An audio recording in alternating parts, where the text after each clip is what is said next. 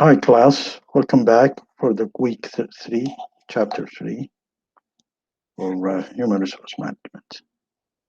Start soon.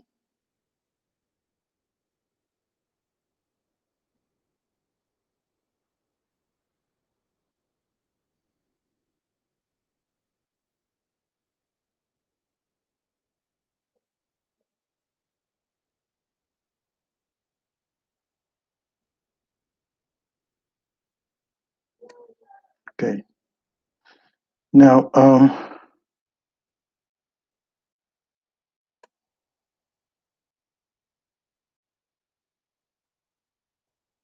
we are in a week 3, chapter 3, and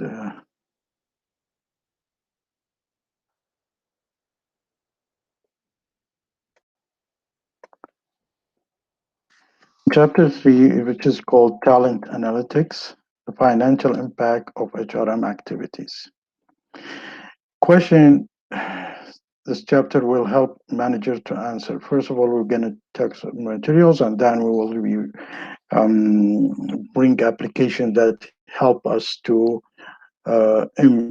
apply these materials, the information. So here, the question this chapter will help managers to answer. How can an HR measures improve the talent-related decisions in the organization? If I want to know how much money employee turnover is costing us each year, what factors should I take into consideration? How do employee attitudes relate to their engagement at work, and customer satisfaction, and their employee retentions? What's the business case for a work-life program? So here we'll be talking about what's a work life and then what's a work life program. We'll talk about customer retention, customer satisfaction, engagement in work, factors that helps in minimizing turnovers, and whether the turnover is good or bad, all these issues that we need to talk about it in this chapter. First of all, before we start talking about it, first we like to talk about probably collection, big data. Big data is a collection and analysis of the original history created when people shop or surf the internet. So when you are surfing the internet, somebody is tracking you from which side to which side, which page to which page, and this is collected as a data in the whomever is looking for it. Those include the tests and measures of aptitude, behaviors, and competencies that employer compile about the applicant and the employees. So the big data is, it's used for marketing, it's used for sales, it's used for internal companies. They use it for measuring the aptitude, the behavior, the competency of person. It's also characterized by a volume because there's a lots of it, and the speed, velocities, and different varieties that it's there. So users of a big data seek to extract the insight from the analyzing the data. Insight are used to gain a competitive advantage in the market. So when you get the insight, you get the information, you will have a competitive advantage in the market. The challenges in the big data is the senior manager has to embrace the big data, has to understand what's a big data and embrace it and see the benefit in it. Pressing the need to hire data scientists who can find a meaningful pattern in the data, and misinterpreting collaboration for causation. So there is a correlation and there is a causation. We should differentiate between them. Something causing something, or one thing causing two things. These two things are correlated.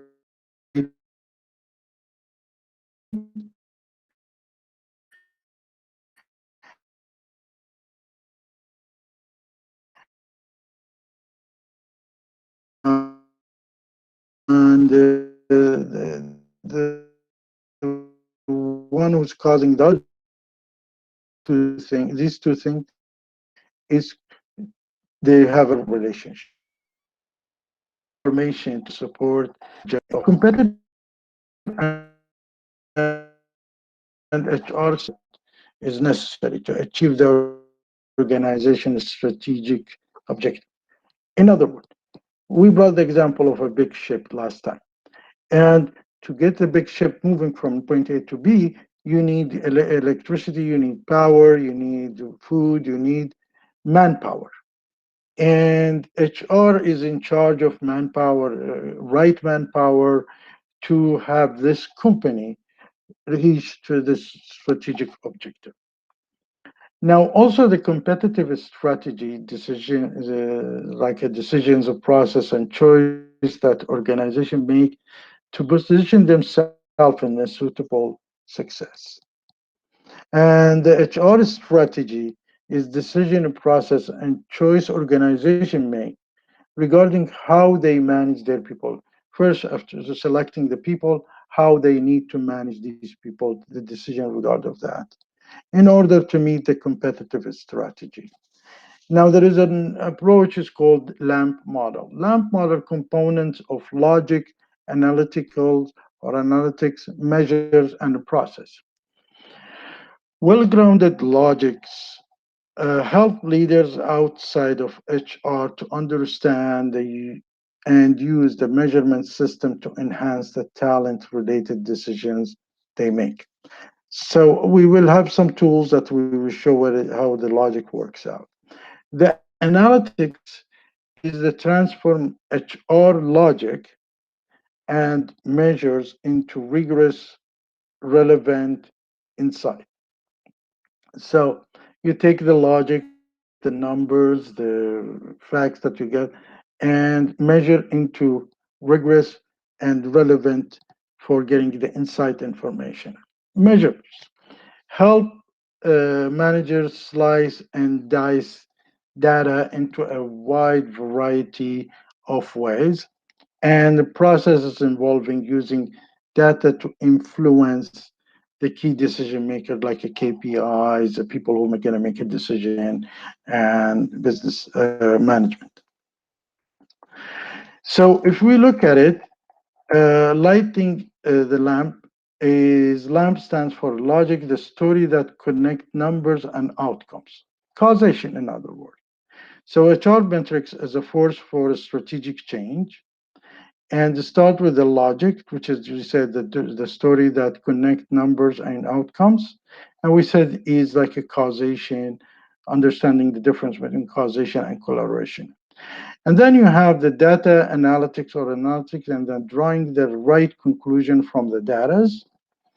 And you have the measures, which is using the right numbers, and the process using the data to influence the decision making. And this is keeps influencing each other until you reach to the right combination. The talent analytics, also known as a HR or workforce analytics, set of quantitative approach that answer the following questions, like what do individual need to know about their organization and workforce to run the company more effectively, and also how does one turn that knowledge into action. So there's what do you need as information, and how you're going to use this information to turn it to an action. So there is a quantitative approach, use the descriptive, visual, and statistical analysis of data and organization performance, along with the external economic benchmarking to establish the business impact and the enable drive decision making. You cannot make a decision if you don't measure it with some benchmark. And in this case, you need to do an external benchmarking, find out other company what they do, or the historical benchmarking, which is from the previous events, or capturing. Now, with this, linking investment to employee engagement to a firm level. This is something that you probably need to take a look at it, and this is not much there, is self-explanatory. But overall, employees' experience comes from job challenging and learning, autonomy, supervisor, task support, climate and respect and trust, work-life fit, and economic security. Then this will drive from high engagement, high job satisfaction, and intention to stay. So if you give the employee this thing, he will be willing to stay, gets a high engagement, high job satisfaction. And once he gets a high job satisfaction, highly engaged employee at the work unit level, what is going to result? It will result in the effectively adapt to the change. It's easy for him to adopt because he's interested and devote extra effort and time to innovation and cooperate with each other. And that will drive the combined overwork unit, which is higher customer satisfaction and higher probability return on investment and increase shareholder values. The way you look at it, if you look from the back, say, if I need to have a higher customer satisfaction, I need a combined overwork units. What's the combined overwork units? You said, okay, I need somebody to be cooperative with each other. I need the company to be like this individual, somebody to devote extra effort to innovation, and you work backward. Now, attitude is something that you might not be able to measure it very well, and you might able to measure it very well. It's internal states that focus on a particular aspect or of or objects in the environment. It's including the attitude, including the following: the cognition, the understanding, the knowledge, and individual has about a focal object of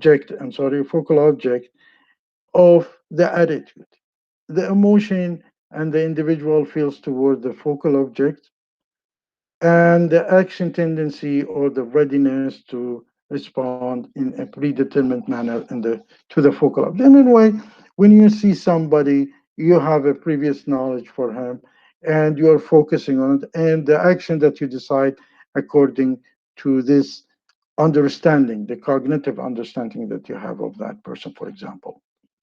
Now, employees' attitude is, if it's good, will job satisfaction improve the employee's attitude, multi-dimension attitude made of attitudes toward pay, promotion, co-worker supervision, the work itself, and so on. These are all connected. So if you pay well, you get paid well, you are a happy person, you're willing to work very well with your coworker. If you get promoted, you are more keen to be more productive. So these are kind of connected, and these are the things that HR department and the organization need to look at it to have a multi-dimension attitude. Organization commitment. From the organization commitment is bond or linkage of an individual to the organization that makes it difficult to leave. So if somebody gets a good pay, promotion, co-work supervision, and the work itself interesting, where there is a job satisfaction, then there is a linkage between the individual and the company. Commitment can be to the job or to the firm, and also can be a commitment to contribute or to stay, or could be the both. So it could be to contribute and stay also. Employee attitude, employee engagement should be positive, fulfilling, work-related state of mind that is characterized by vigor, dedication, and absorption. Prompt employees to identify with the success of their companies. Whenever there is a success in the company, you make them feel that they are the ones causing that, to recommend their companies to other as good place to work. So the other companies, you will go and promote that your company is good, and to follow through to make sure problem get identified and solved. Now, managers are interested in the employees' attitude because of the relationship between attitude and behavior. So we can measure the behavior, and if it's a bad attitude, will be resulting in a bad behavior. As a good attitude, there's good behavior. Also, a bad attitude influence the others. If it's positive, also. So, poor job attitude lead to lower the productivities and the organization performance. And behavior costing and employees' attitude, behavior costing, which is assumed that the measure of attitude are indicators of subsequent employees' behavior. So, if you have a bad attitude, you have bad behaviors. If you do a good attitude, you have good behavior.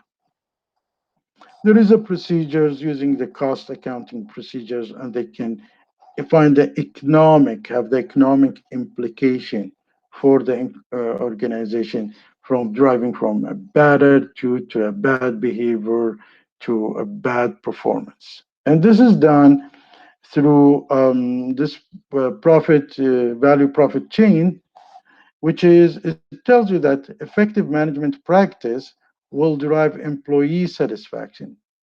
Employee satisfaction will get into innovation executions and also will create a customer satisfaction. So in the long term, profitabilities and growth. So you cannot get a customer satisfaction if your employees is not happy.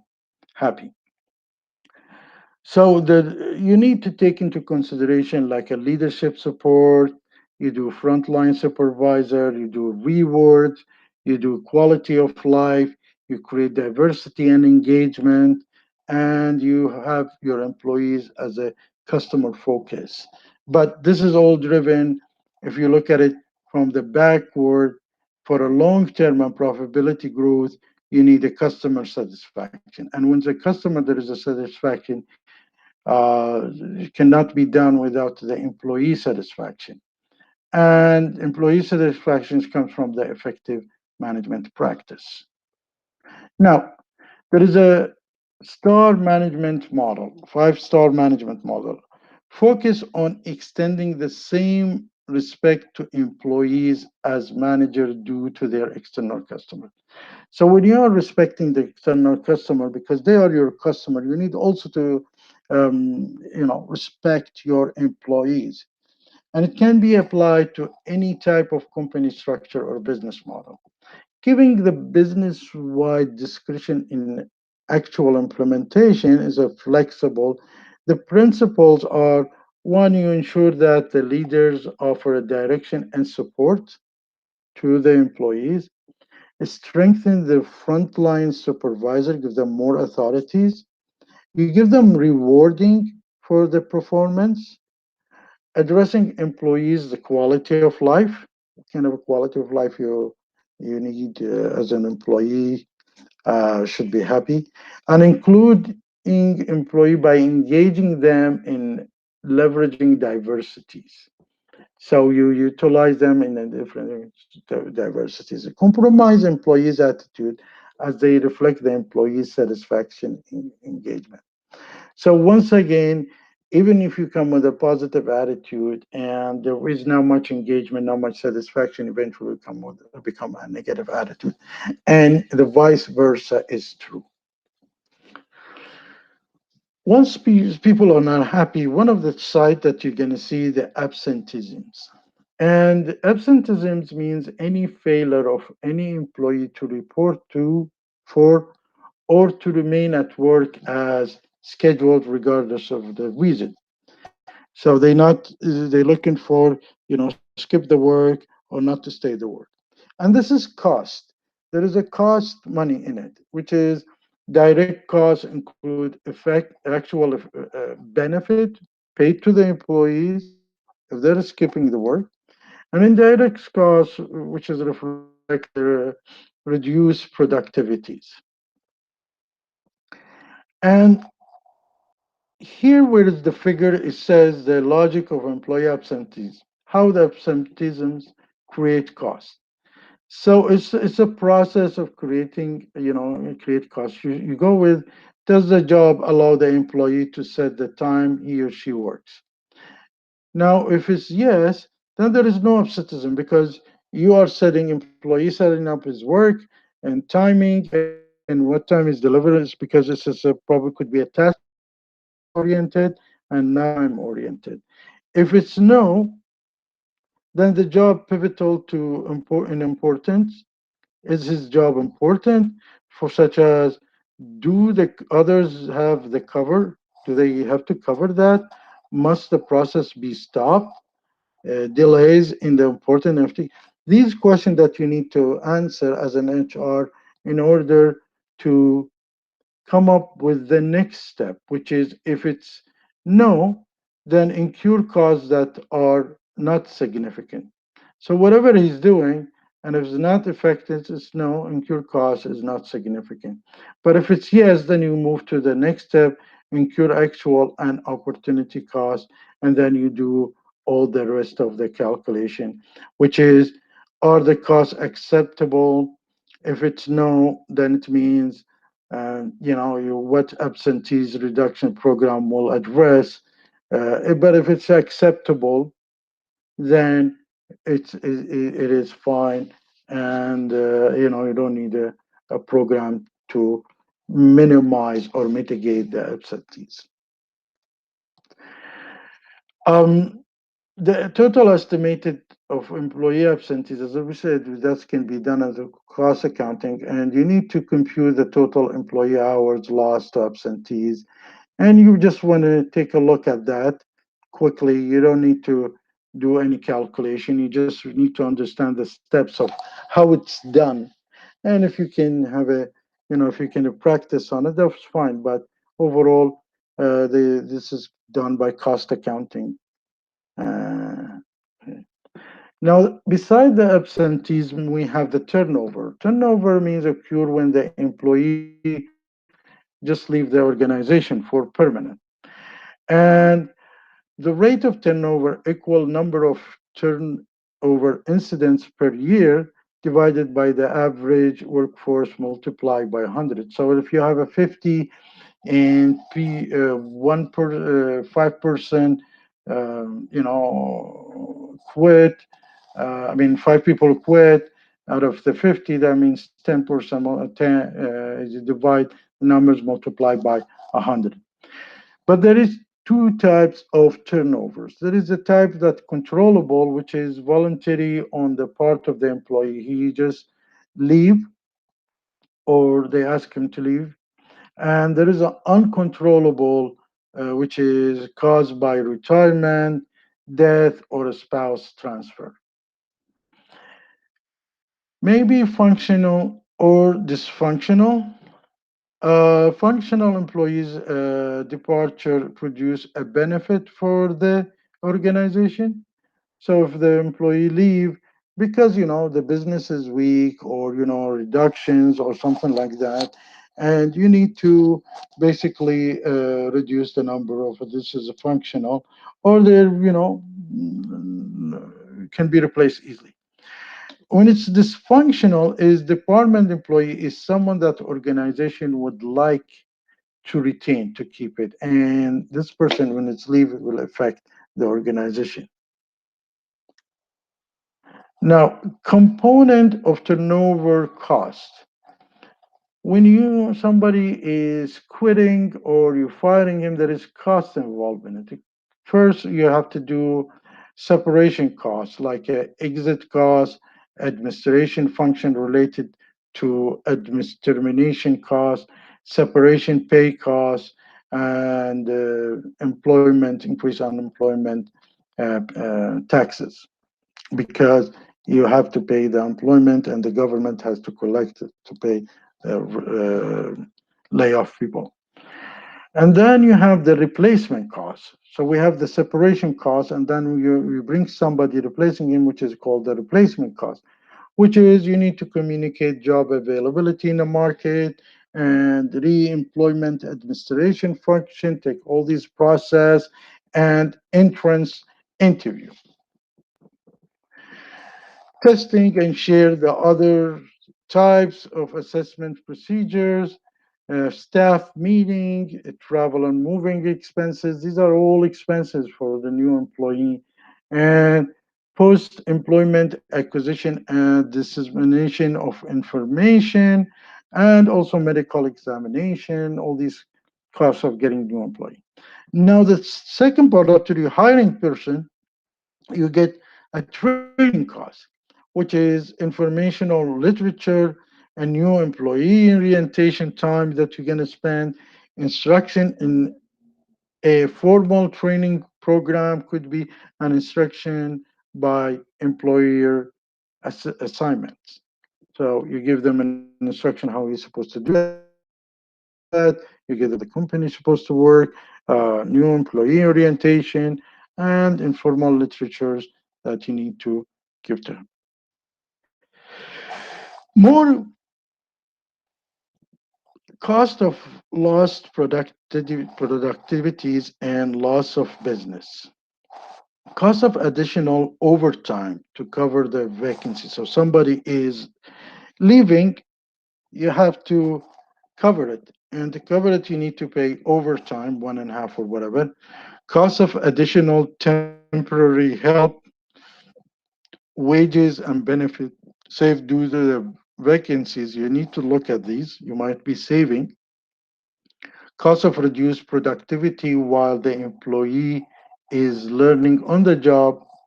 So he is just not being productive, he's just in a stage of learning. Cost of lost productivity time due to the low morale of remaining employees. So somebody is quitting, other will have a low morale because they feel like this person is leaving and the company is closing down or whatever the reason. Cost of loss of customer, cost of sales goes high, and the profit due to the departure.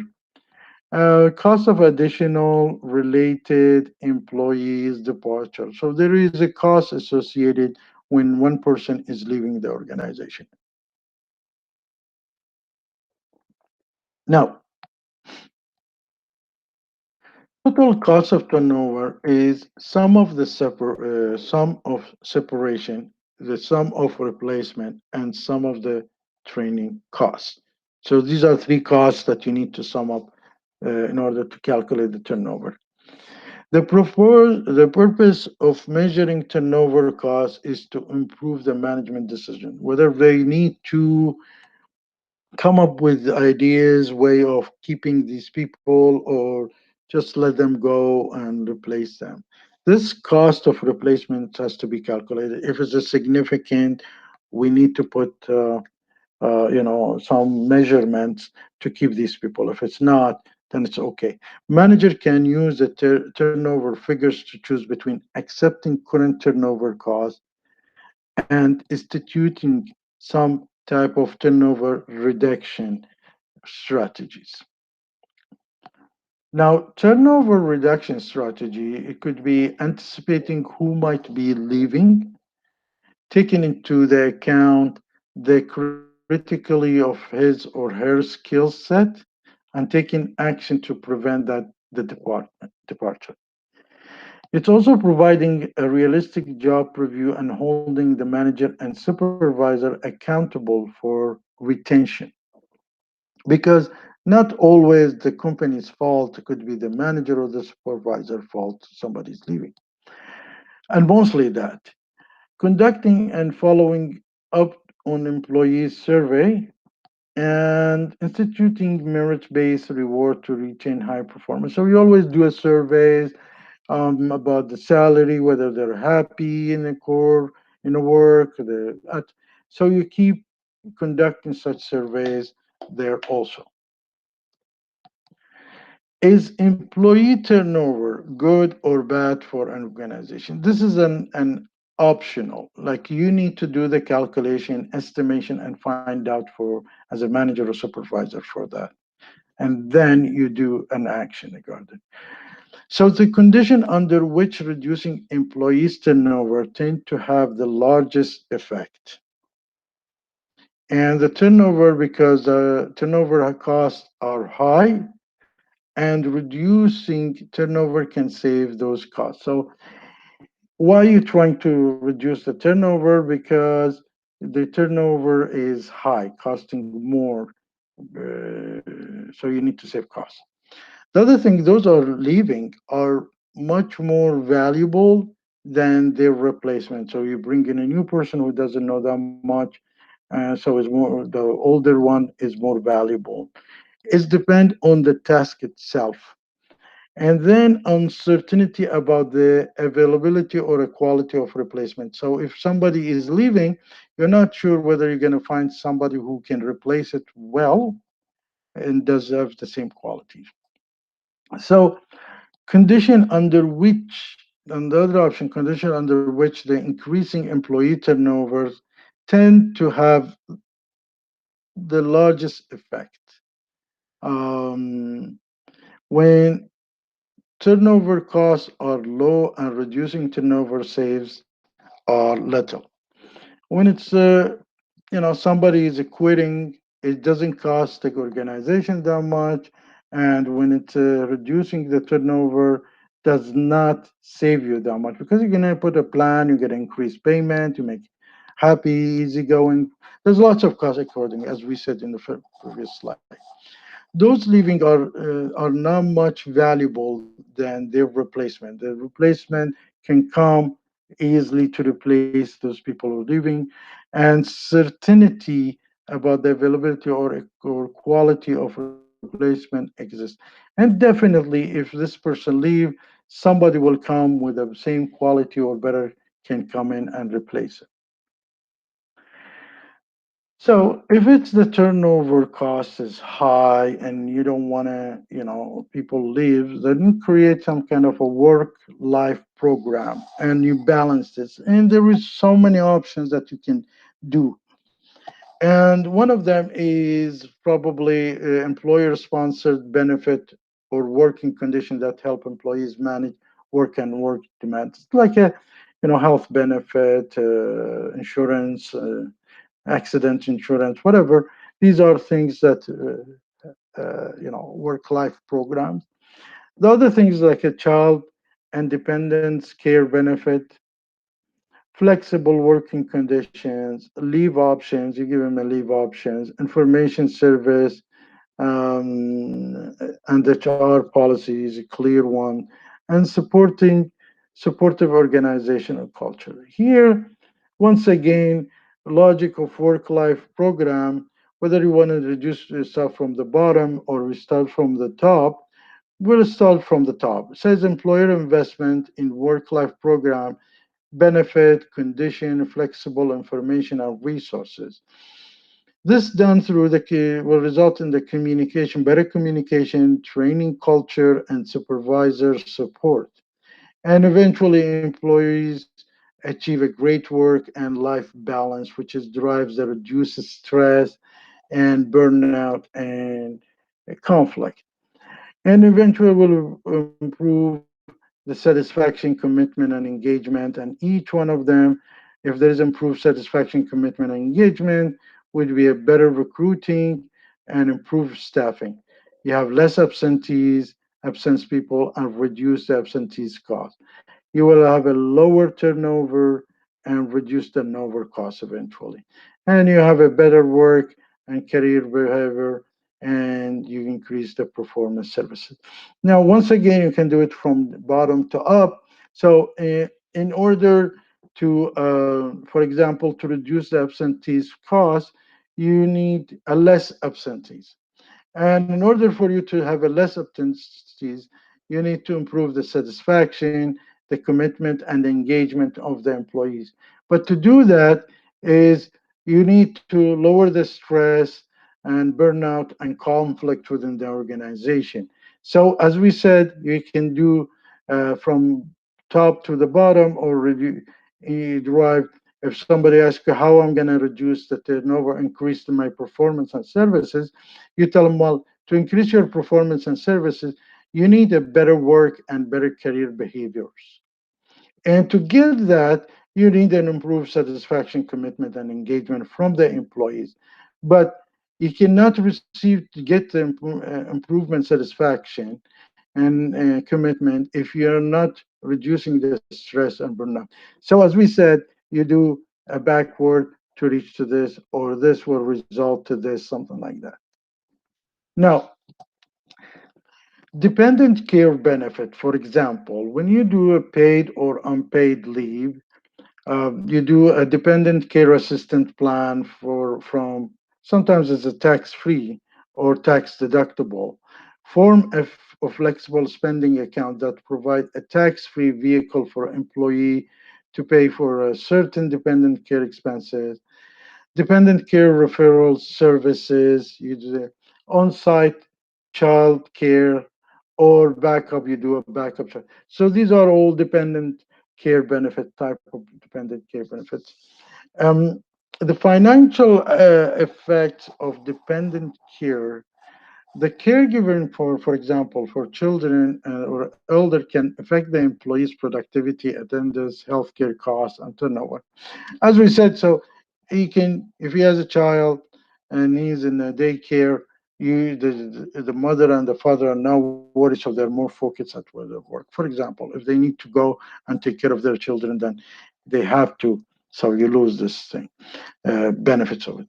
So the child care program impact has a good effect on absenteeisms, reduce it, keep the retention, and it's a good return on investment. But to do that, you need to do the calculation to show that return on investment there.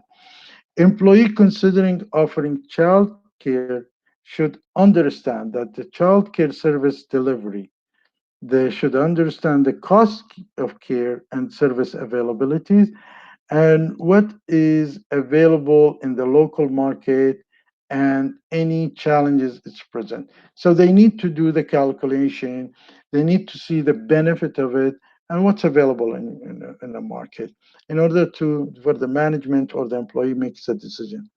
Business case for offering child care should consider by employer always if there is a benefit in it.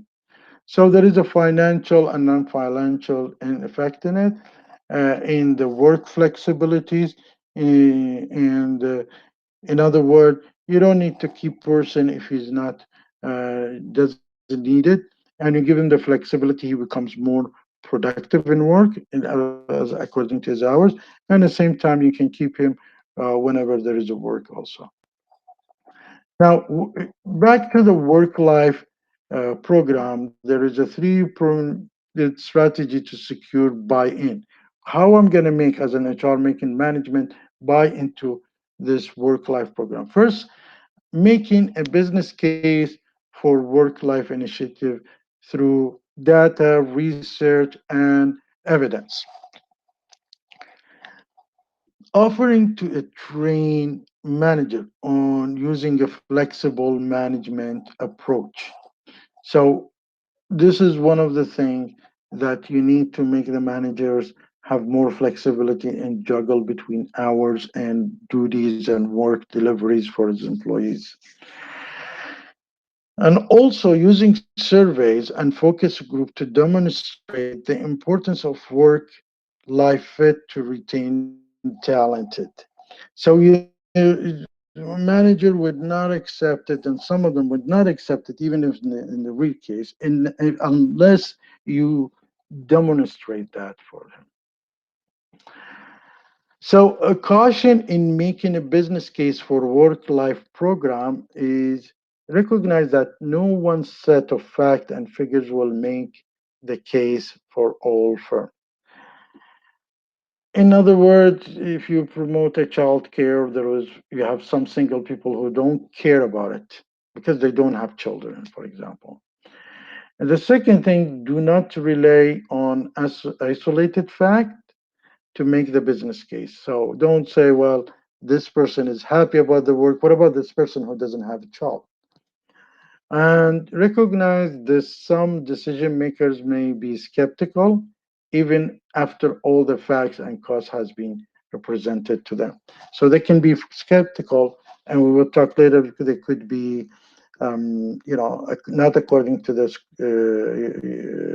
company's policies or the country's policies also. Now, the other part, the financial effects of collaboration and sharing knowledge. Global competition and the rapidly changing financial environment are driving the need to innovate constantly and effectively. So you always have to come into the spirit of innovation and working effectively. So ability to develop and share the insight has become an increasingly important element of a competitive advantage. And measuring the return on investment from innovation and knowledge sharing is one of the most difficult activities to conduct and to justify. So for the HR, here's a challenge. You cannot really, it's very difficult to justify that part of it, but you can justify it. So in general, what we talked about it so far, we talked about talent, we could talked about big data, competitive strategy, HR strategy. We used the word LAMP, talent analytics, and the logic diagrams. We spoke about attitude, where's the job satisfaction, how the organization commitment, how we manage the absenteeism, is there is a turnover, how we do we need to take care of the turnover or not. And we talked about the work life programs that's available that you can do. Also looking at the dependent care assistant plan and return on the investment where the management need to look at when they do such an investment. Now, the next step we will talk about is bringing these software applications into the HR. And the first one, what we're looking at, is a business intelligence and business analysis, or BI and BA.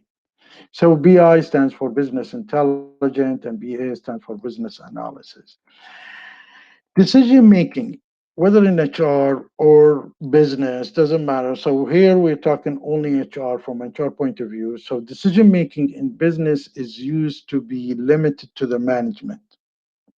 Now, today the lower employees are also responsible for some of these decisions. And information system make information available to lower level of the business also, because it's not only the top manager makes the decision, also the middle manager and the supervisor have to make these decisions also. Now, there is three type of decisions. There is unstructured decisions, semi-structured, and structured. So structures is usually done by the supervisor or line managers, and usually it's set up by the rules and regulations. Semi-structured by middle manager, and mostly unstructured. It means it doesn't drive you to. For me, you have to drive it. The information you have to draw your conclusion in it. Now, the decision-making process stage, there is a stage that's intelligent, collecting information, designing. How do you look at these information? And then you make the choice. And then once you make the choice, you do the implementation for that choice. The real-world decision-making usually has information quality. You need to look at the quality of the information that you can collect. There is a management filter. There is some bias in the management that they're not looking at this information with a passion, or they don't see this is a filter set up in their mind from all the people. And there is organization bureaucratics and politics that you management cannot make a decision out of this bureaucratics and politics that they have in the organization. So note, at the foundation of all these decision support systems are the business intelligence. and the business analytics. So any decision you want to make, has to be one or two of these business intelligence and business analytics infrastructure that supplies the data and analytical tool for supporting decision making. So we spoke in the beginning of the class, big data, and the big data is useless if you don't have tools that extract the causation and the correlation information from all these big data. And also how we do what if analysis, all these we'll be talking about it in the next few slides. So what's a BI and BA? What's a business intelligence business?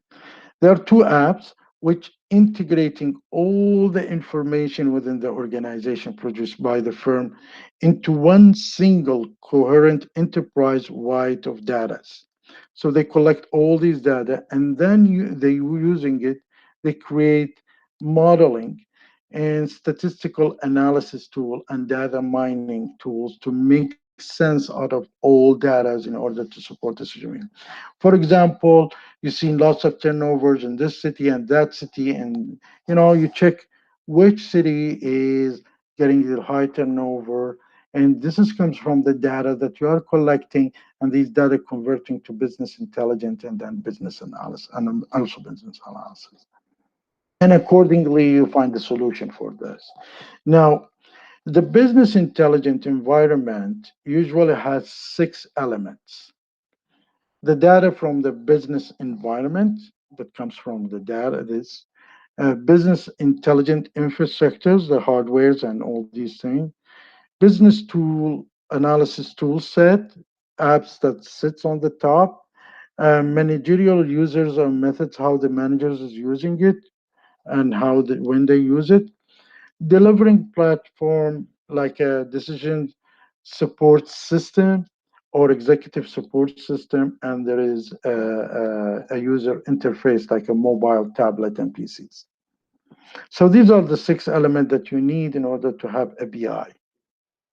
Now the BI delivers six analytic functionalities. So you need six of them to get this and deliver six for you. If you get the six in, you get this six out. First, you can have a production report on individual or a group order location. You can parameterize it, reports.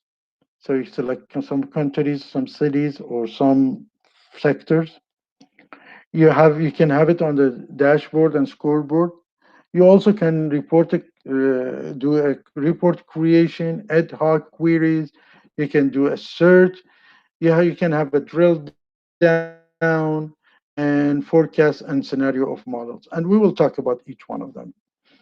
So the business intelligent analytics functionalities is a production report and predefined report based on the industry specific requirement. And the parameterized report where users enter several parameters to get the information out. So you select that country, that sector in the whole countries, or that country, everything, or you parameterize it.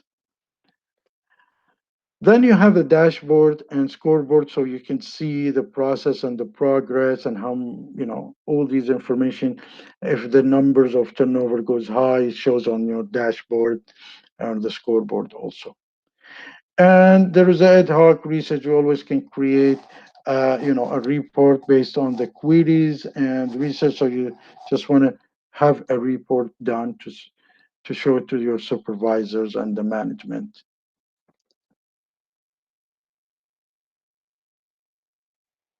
There is what you call a drill down, which is one of the six, is the ability to move from the higher level to more detailed level. So in this company, in this city, there's a high turnover.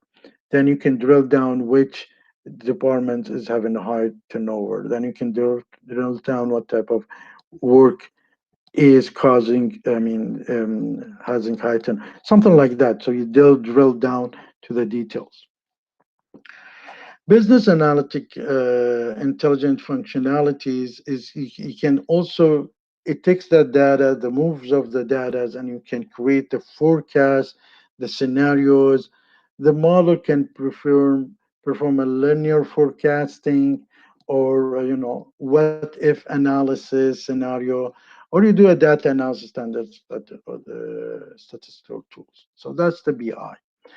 Just to take a look at an example of BI and BA that's used in the mid-sized to large-sized companies, you get usually many BI in business analysis, and usually you get probably in the sales, marketing, manpower, inventory, finance.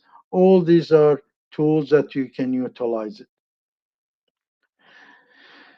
There is a setup a report, and you can create. They have over 100 standard reports in one of the smallest is a mid-size application, but you can have lots of report. And if there's a report you don't like, they can customize more report for you. But you can have as a standard, click in. Could you have 8 type of reports? Marketing can have 9, for example. HR can be created and specialized with. So they have kind of a bedroom quality report, is very well done, organized, scheduled, or on demand. So you can, by one click, you can get the report, or you can have a one report every month, every week, something like that. It could be in the field of HTML, PDF, Excel sheet. It's convenient, easy to get it, and secure access through the portal. It could be a separate database from the core application. So you can have the core application and you can separate it. It's better. So this ABI and BA goes and extract this data from, not from the core, probably from the database if it's necessary, or the other apps involved. But to do that, why are you doing this? Because one of the things that managers are always involved with is a KPI, or key performance indicators, which is are the major the measure the proposed by scenario management, senior management, for understanding the firm is performing along any given day. So you put numbers. If the sales went that level, it means the KPI has been reached or surpassed, and it's below that, the KPI, key performance 100, that's for the sales.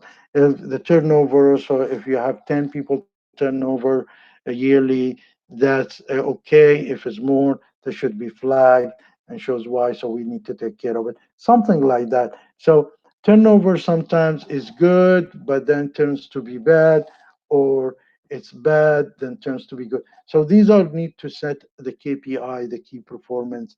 Uh, the other application that, which is why we have the KPI and BI and BA, is to improve the business process management, which is one of the main tasks of HR also, or they call BPM. And the business process management is an attempt to systematically translate a firm strategy such as differentiation. You want to do a differentiation than others. So, or you have to have a lower cost production or market share growth into operational target. So all the BI and BA and BPM will help to meet the KPI, which is could be lower cost production, market share growth, or operational or differentiation. KPI and BPM, one of the strategies and targeted identified a set of KPI are developed that measure the progress toward the target. BPM get developed according if it's necessary. So you look at the BPI, KPI, whether it's met or not, then you adjust your BPM. And how you're going to adjust your BPM? By looking at the BA and BI.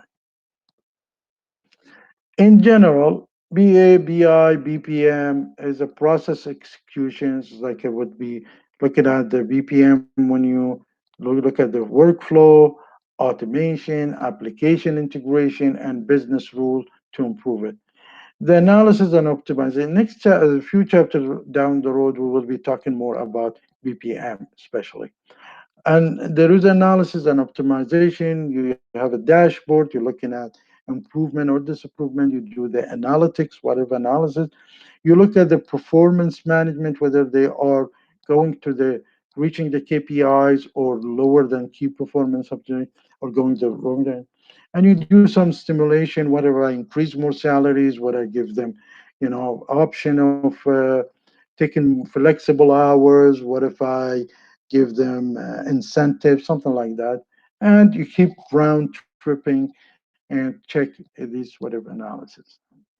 The business intelligence and business analysis and BPM is design and development for, in a way, it could be a graphic modeling, so they can look at it in a pie chart or Gantt chart, and shows the business process how it's done, and there is a simulation between them.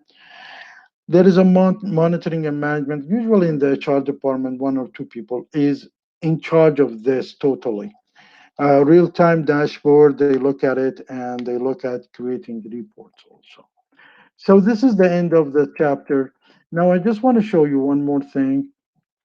Um, I created two things. One is a Facebook, which is I will be announcing it, and you need to go and join me in the Facebook. It's a good place where you collaborate, you start talking to each other, understand each other, be friends as a class, and all the guys with your group will be there, hopefully. The second thing that I created is the fact that uh, I did create something called dashboard Padlet. And in the Padlet, what I'm looking for is that you need to go to the, I will send you the link, and you need to go to your site. And once you click on it, there is a question. Try to answer it and have your comments there. And when you see somebody else comment, you try to comment to that answer. And it's a good way of collaboration, having all this information. In this question that we have, we say if we have to select software as an HR for your company, which one will choose and why?